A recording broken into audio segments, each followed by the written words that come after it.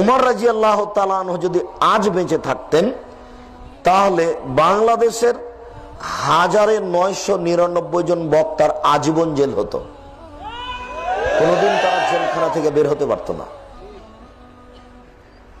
আপনার যেমন বক্তৃতার নামে একটা তামাশা, বক্তারও তার বক্তৃতার নামে একটা কাহিনী।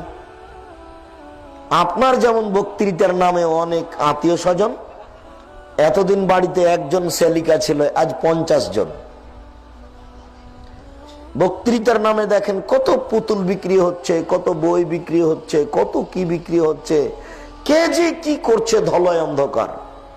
আবার হুজুরের টাকা কম হলে মুখ কালো, আবার অগ্রিম এত টাকা লাগে, স্টেজ থেকে নামার আগে এত টাকা। বলেন কে যে দিন প্রচার করছে আমি নিজেও বুঝি না, আমি নিজেই বুঝি না যে আমার কি হবে। আমি 1990 সাল থেকে মাঠে আছি। 90 সাল থেকে না আজ পর্যন্ত যে কেউ যদি বলে দিতে পারে যে আব্দুর রাজ্জাক সাহেব পথ খরচ চেয়েছিল পাথেও, আমি জিন্দেগি তার কোনোদিন বক্তব্য দিতে যাব না।